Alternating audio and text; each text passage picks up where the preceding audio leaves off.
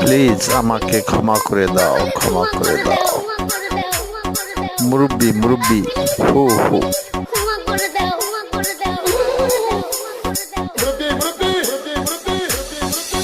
আওয়ামী লীগের কোনো ক্ষমা নেই।